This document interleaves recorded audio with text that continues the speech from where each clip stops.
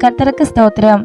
நாள் 109 ஏப்ரல் 19 வேத பகுதி 1 நாளாகமம் 17 அதிகாரம் முதல் 19 அதிகாரம் வரை. 17 அதிகாரம். தாவீது தன் வீட்டிலே வாசமாயிருக்கிற போது அவன் தீர்க்கதரிசியாகிய நாத்தானை நோக்கி, பாரும், நான் கேதுரு மர வீட்டிலே வாசம் பண்ணுகிறேன். கர்த்தருடைய உடன்படிக்கை பெட்டியோ திரைகளின் கீழ் இருக்கிறது என்றான். அப்பொழுது நாத்தான் தாவீதை நோக்கி, உம்முடைய இருதயத்தில் இருக்கிறதையெல்லாம் செய்யும், தேவன் உம்மோடு இருக்கிறார் என்றான். அன்று ராத்திரியிலே தேவனுடைய வார்த்தை நாத்தானுக்கு உண்டாகி, அவர், நீ போய் என் தாசனாகிய தாவீதை நோக்கி, கர்த்தர் சொல்கிறது என்னவென்றால், நான் வாசமாயிருக்க நீ எனக்கு ஆலயத்தை கட்ட வேண்டாம். நான் இஸ்ரவேலை வரப்பண்ணின நாள் முதற்கொண்டு இந்நாள் வரைக்கும் நான் ஒரு ஆலயத்திலே வாசம் பண்ணாமல் ஒரு கூடாரத்திலிருந்து மறு கூடாரத்துக்கும் ஒரு வாசஸ்தலத்திலிருந்து மறு வாசஸ்தலத்துக்கும் போனேன். நான் சகல இஸ்ரவேலோடும் உலாவி வந்த எவ்விடத்திலாகிலும் நான் என் ஜனத்தை மேய்க்க கற்பித்த இஸ்ரவேலின் நியாயாதிபதிகளில் யாதொருவனை நோக்கி, நீங்கள் எனக்கு கேதுரு மரத்தால் செய்யப்பட்ட ஆலயத்தை கட்டாதிருக்கிறது என்ன என்று யாதொரு வார்த்தை சொன்னது உண்டோ? இப்போதும் நீ என் தாசனாகிய தாவீதை நோக்கி, சேனைகளின் கர்த்தர் சொல்கிறது என்னவென்றால், நீ என் ஜனமாகிய இஸ்ரவேலின் மேல் அதிபதியாயிருக்கும்படி ஆடுகளின் பின்னே நடந்த உன்னை ஆட்டு மந்தையை விட்டு எடுத்து நீ போன இடமெல்லாம் உன்னோடே இருந்து உன் சத்துருக்களை எல்லாம் உனக்கு முன்பாக நிர்மூலமாக்கி பூமியில் இருக்கிற பெரியோர்களின் நாமத்திற்கு ஒத்த நாமத்தை உனக்கு உண்டாக்கினேன். நான் என் ஜனமாகிய இஸ்ரவேலுக்கு ஒரு இடத்தையும் ஏற்படுத்தி அவர்கள் தங்கள் ஸ்தானத்திலே குடியிருக்கவும், இனி அவர்கள் அலையாமலும் முன்போலும் நான் என் ஜனமாகிய இஸ்ரவேலின் மேல் நியாயாதிபதிகளை கட்டளையிட்ட நாள் முதல் நடந்தது போலும் நியாயக்கேட்டின் மக்களால் இனி சிறுமைப்படாமலும் இருக்கவும் அவர்களை நாட்டினேன். உன் சத்துருக்களை எல்லாம் கீழ்ப்படுத்தினேன். இப்போதும் கர்த்தர் உனக்கு ஒரு வீட்டை கட்டுவார் என்பதை உனக்கு அறிவிக்கிறேன். நீ உன் பிதாக்களிடத்திலே போக உன் நாட்கள் நிறைவேறும் போது நான் உனக்கு பின்பு உன் புத்திரரில் ஒருவனாகிய உன் சந்ததியை எழும்ப பண்ணி அவன் ராஜ்யத்தை நிலைப்படுத்துவேன். அவன் எனக்கு ஒரு ஆலயத்தை கட்டுவான். அவன் சிங்காசனத்தை என்றைக்கும் நிலைக்க பண்ணுவேன். நான் அவனுக்கு பிதாவாயிருப்பேன், அவன் எனக்கு குமாரனாயிருப்பான். உனக்கு முன்னிருந்தவனை விட்டு என் கிருபையை நான் விலக பண்ணினது போல அவனை விட்டு விலக பண்ணாமல் அவனை என் ஆலயத்திலும் என் ராஜ்யத்திலும் என்றென்றைக்கும் நிலைக்க பண்ணுவேன். அவனுடைய ராஜாசனம் என்றென்றைக்கும் நிலை பெற்றிருக்கும் என்று சொல் என்றார். நாத்தான் இந்த எல்லா வார்த்தைகளின்படியும் இந்த எல்லா தரிசனத்தின்படியும் தாவீதுக்கு சொன்னான். அப்பொழுது தாவீது ராஜா உட்பிரவேசித்து கர்த்தருடைய சமூகத்திலிருந்து, தேவனாகிய கர்த்தாவே, தேவரீர் என்னை இதுவரைக்கும் கொண்டு வந்ததற்கு நான் எம்மாத்திரம், என் வீடும் எம்மாத்திரம். தேவனே, இது இன்னும் உம்முடைய பார்வைக்கு கொஞ்ச காரியமாயிருக்கிறது என்று தேவனான கர்த்தராயிருக்கிற நீர் உமது அடியானுடைய வீட்டை குறித்து வெகு தூரமாயிருக்கும் காலத்து செய்தியையும் சொல்லி என்னை மகா மேன்மையான சந்ததியின் மனுஷனாக பார்த்தீர். உமது அடியானுக்கு உண்டாகும் கனத்தை பற்றி தாவீது அப்புறம் உம்மோடே சொல்வது என்ன? தேவரீர் உமது அடியானை அறிவீர். கர்த்தாவே, உமது அடியானின் நிமித்தமும் உமது இருதயத்தின்படியும் இந்த பெரிய காரியங்களை எல்லாம் அறிய பண்ணும்படிக்கு இந்த பெரிய காரியத்தை எல்லாம் செய்தீர். கர்த்தாவே, நாங்கள் எங்கள் காதுகளால் கேட்ட எல்லாவற்றின்படியும் தேவரீருக்கு நிகரானவர் இல்லை. உம்மை தவிர வேறே தேவனும் இல்லை. உமது ஜனமாகிய இஸ்ரவேலுக்கு நிகரான ஜனமும் உண்டோ?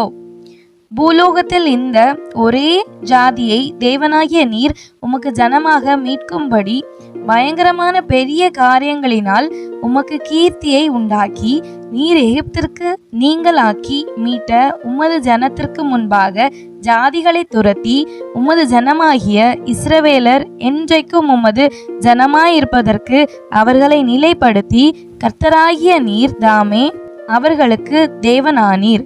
இப்போதும் கர்த்தாவே, தேவரீர் அடியானையும் அவன் வீட்டையும் குறித்து சொன்ன வார்த்தை என்றென்றைக்கும் நிலைவரைப்பட்டிருப்பதாக. தேவரீர் சொன்னபடியே செய்தருளும்.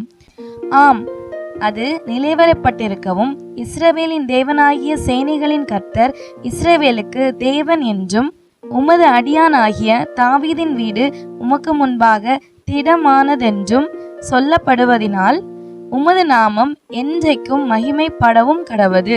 உனக்கு வீடு கட்டுவேன் என்று என் தேவனாகிய நீர் உமது அடியான் செவி கேட்க வெளிப்படுத்தினீர்.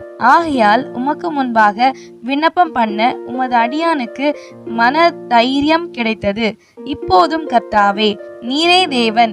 நீர் உமது அடியானை குறித்து இந்த நல்ல விசேஷத்தை சொன்னீர். இப்போதும் உமது அடியானின் வீடு என்றைக்கும் உமக்கு முன்பாக இருக்கும்படிக்கு அதை ஆசீர்வதித்தருளினீர். கர்த்தராகிய தேவரீர் அதை ஆசீர்வதித்தபடியினால் அது என்றைக்கும் ஆசீர்வதிக்கப்பட்டிருக்கும் என்றான். அதிகாரம் 18. இதற்கு பின்பு தாவீது பெலிஸ்தியரை முறியடித்து அவர்களை கீழ்ப்படுத்தி காத் பட்டணத்தையும் அதன் கிராமங்களையும் பெலிஸ்தியரின் கையிலிருந்து பிடித்து கொண்டான். அவன் மோவாபியரையும் முறியடித்ததினால் மோவாபியர் தாவீதை சேவித்து அவனுக்கு காணிக்கைகளை செலுத்தினார்கள். சோபாவின் ராஜாவாகிய ஆதாரேசர் ஐப்ராத் நதி அண்டையில் தன் இராணுவத்தை நிறுத்த போகிற போது தாவீது அவனையும் ஆமாத்தின் கிட்டே முறியடித்தான். அவனுக்கு இருந்த 1000 ரதங்களையும் 7000 குதிரை வீரரையும் 20,000 காலாட்களையும் பிடித்து ரதங்களில் 100 ரதங்களை வைத்து கொண்டு மற்றவைகளையெல்லாம் துண்டாடி போட்டான். சேபாவின் ராஜாவாகிய ஆதாரேசருக்கு உதவி செய்ய தமஸ்கு பட்டணத்தாராகிய சீரியர் வந்தார்கள். தாவீது சீரியரில் 20,000 பேரை வெட்டி போட்டு தமஸ்குவுக்கு அடுத்த சீரியாவிலே தானியங்களை வைத்தான். சீரியர் தாவீதை சேவித்து அவனுக்கு காணிக்கைகளை செலுத்தினார்கள். தாவீது போன இடத்திலெல்லாம் கர்த்தர் அவனை காப்பாற்றினார். ஆதாரேசரின் சேவகருக்கு இருந்த பொன் பரிசைகளை தாவீது எடுத்து அவைகளை எருசலேமுக்கு கொண்டு வந்தான். ஆதாரேசரின் பட்டணங்களாகிய திப்காத்திலும் கூனிலுமிருந்து தாவீது வெகு திரளான வெண்கலத்தையும் எடுத்து கொண்டு வந்தான். அதனாலே சாலமோன் வெண்கல கடல் தொட்டியையும் தூண்களையும் வெண்கல தட்டுமுட்டுகளையும் உண்டாக்கினான். தாவீது சோபாவின் ராஜாவாகிய ஆதாரேசரின் இராணுவத்தை எல்லாம் முறியடித்த செய்தியை ஆமாத்தின் ராஜாவாகிய தோயு கேட்டபோது அவன் தாவீது ராஜாவின் சுக செய்தியை விசாரிக்கவும் அவன் ஆதாரேசரோடு யுத்தம் பண்ணி அவனை முறியடித்ததற்காக அவனுக்கு வினவுதல் சொல்லவும் தன் குமாரனாகிய அதோராமையும் பொன்னும் வெள்ளியும் வெண்கலமுமான சகலவித தட்டுமுட்டுகளையும் அவனிடத்துக்கு அனுப்பினான். ஆதாரேசர் தோயுவின் மேல் யுத்தம் பண்ணுகிறவனாயிருந்தான். அந்த தட்டுமுட்டுகளையும் தான் ஏதோமியர், மோவாபியர், அம்மோன் புத்திரர், பெலிஸ்தியர், அமலேக்கியர் என்னும் சகல ஜாதிகளின் கையிலும் வாங்கின வெள்ளியையும் பொன்னையும் கூட தாவீது ராஜா கர்த்தருக்கு பரிசுத்தம் என்று நேர்ந்து கொண்டான்.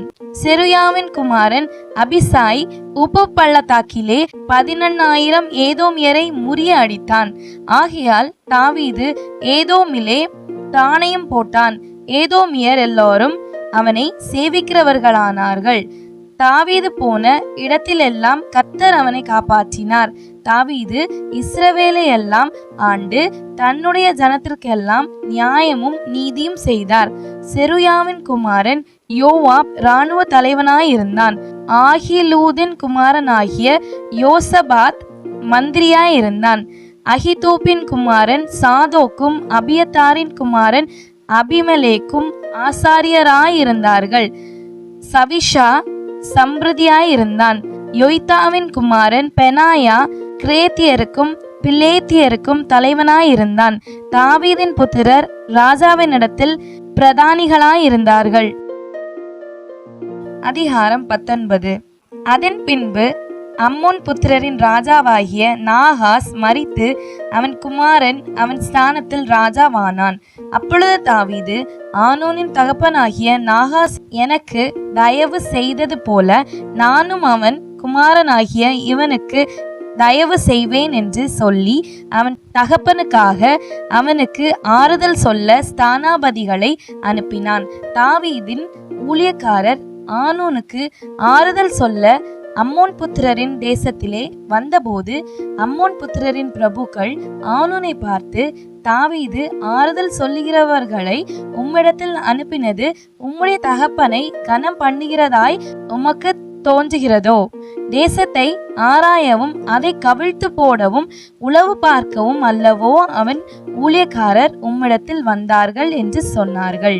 அப்பொழுது ஆனூன் தாவீதின் ஊழியக்காரரை பிடித்து அவர்கள் தாடியை சிரைத்து அவர்களுடைய வஸ்திரங்களை இருப்பிடம் மட்டும் வைத்துவிட்டு மற்ற பாதியை கத்தரித்து போட்டு அவர்களை அனுப்பிவிட்டான். அந்த மனுஷர் வருகையில் அவர்கள் செய்தி தாவீதுக்கு அறிவிக்கப்பட்டது. அப்பொழுது அந்த மனுஷர் மிகவும் வெட்கப்பட்டபடியினால் அவர்களுக்கு எதிராக ராஜா ஆட்களை அனுப்பி, உங்கள் தாடி வளரும் மட்டும் நீங்கள் எரிகோவிலிருந்து பிற்பாடு வாருங்கள் என்று சொல்ல சொன்னான். அம்மோன் புத்திரர் தாங்கள் தாவீதுக்கு அருவருப்பானதை கண்டபோது ஆனூனும் அம்மோன் புத்திரரும் மெசபொத்தாமியாவிலும் மாக்கா சோபா என்னும் சீரியரின் தேசத்திலுமிருந்து தங்களுக்கு இரதங்களும் குதிரை வீரரும் கூலிக்கு வரும்படி 1000 தாலந்து வெள்ளி அனுப்பி 32,000 இரதங்களையும் மாக்காவின் ராஜாவையும் அவன் ஜனத்தையும் கூலிப்படையாக அழைப்பித்தான். இவர்கள் வந்து மேதேபாவுக்கு முன்புறத்திலே பாளையம் இறங்கினார்கள். அம்மோன் புத்திரரும் தங்கள் பட்டணங்களிலிருந்து கூடிக்கொண்டு யுத்தம் பண்ண வந்தார்கள். அதை தாவீது கேட்டபோது யோவாபையும் பலசாலிகளின் இராணுவம் முழுவதையும் அனுப்பினான். அம்மோன் புத்திரர் புறப்பட்டு வந்து பட்டணத்து வாசல் அண்டையில் அணிவகுத்தார்கள். வந்த ராஜாக்கள் தனித்து வெளியிலே போருக்கு ஆயத்தமாய் நின்றார்கள். யுத்த இராணுவங்களின் முகப்பு தனக்கு முன்னும் பின்னும் இருக்கிறதை யோவாப் கண்டு அவன் இஸ்ரவேலிலே தெரிந்து கொள்ளப்பட்ட அனைவரிலும் ஒரு பங்கை பிரித்தெடுத்து அதை சீரியருக்கு எதிராக நிறுத்தி மற்ற ஜனத்தை அம்மோன் புத்திரருக்கு எதிராக போருக்கு ஆயத்தப்படுத்தி தன் சகோதரனாகிய அபிசாய்க்கு ஒப்புவித்து அவனை நோக்கி, என்னை பார்க்கிலும் சீரியர் பலங்கொண்டால் நீ எனக்கு துணை நில். உன்னை பார்க்கிலும் அம்மோன் புத்திரர் பலங்கொண்டால் நான் உனக்கு துணை நிற்பேன். தைரியமாயிரு. நாம் நம்முடைய ஜனத்திற்காகவும் நமது தேவனுடைய பட்டணங்களுக்காகவும் திடன் கொண்டிருக்க கடவோம். கர்த்தர் தமது பார்வைக்கு நலமானதை செய்வாராக என்றான். பின்பு யோவாபும் அவனோடு இருந்த ஜனமும் சீரியரோடு யுத்தம் பண்ண சேர்ந்தார்கள். அவர்கள் அவனுக்கு முன்பாக முறிந்தோடினார்கள். சீரியர் முறிந்தோடுகிறதை அம்மோன் புத்திரர் கண்டபோது அவர்களும் அவன் சகோதரனாகிய அபிசாய்க்கு முன்பாக முறிந்தோடி பட்டணத்திற்கு உட்பட்டார்கள். யோவாப் திரும்ப எருசலேமுக்கு வந்தான். தாங்கள் இஸ்ரவேலுக்கு முன்பாக முறிய அடிக்கப்பட்டதை கண்டபோது அவர்கள் நதிக்கு அப்புறத்தில் இருக்கிற சீரியரை வரவழைத்தார்கள். ஆதாரேசரின் படைத்தலைவனாகிய சோபாக் அவர்களுக்கு முன்னாலே நடந்து போனான். அது தாவீதுக்கு அறிவிக்கப்பட்ட போது அவன் இஸ்ரவேலை எல்லாம் கூட்டிக் கொண்டு யோர்தானை கடந்து அவர்களுக்கு சமீபமாய் வந்தபோது அவர்களுக்கு எதிராக இராணுவங்களை நிறுத்தினான். தாவீது சீரியருக்கு எதிராக இராணுவங்களை போருக்கு ஆயத்தப்படுத்தின பின் அவனோடு யுத்தம் பண்ணினார்கள். சீரியர் இஸ்ரவேலுக்கு முன்பாக முறிந்தோடினார்கள். தாவீது சீரியரில் 7,000 இரதங்களின் மனுஷரையும் 40,000 காலாட்களையும் கொன்று படைத்தலைவனாகிய சோப்பாக்கையும் கொன்றான். தாங்கள் இஸ்ரவேலுக்கு முன்பாக முறிய அடிக்கப்பட்டதை ஆதாரேசரின் சேவகர் கண்டபோது அவர்கள் தாவீதோடே சமாதானம் பண்ணி அவனை சேவித்தார்கள். அப்புறம் அம்மோன் புத்திரருக்கு உதவி செய்ய சீரியர் மனதில்லாதிருந்தார்கள். இன்றைய நாளிற்கான வேத பகுதி வாசித்து முடிந்தாயிற்று. தேவனுக்கே மகிமை உண்டாவதாக. ஆமென். இன்றைய நாளிற்கான வேத பகுதியிலிருந்து ஒரு கேள்வி. அம்மோன் புத்திரருக்கு உதவி செய்ய மனதில்லாதிருந்தவர்கள் யார்? இன்றைய நாளிற்கான வாக்குத்தத்தம் எரேமியா 33:3. நீ அறியாததும் உனக்கு எட்டாததுமான பெரிய காரியங்களை உனக்கு அறிவிப்பேன். இந்த வாக்கு தத்த வசனத்தின்படி கர்த்தர் நம்மை ஆசீர்வதிப்பாராக. ஆமென்.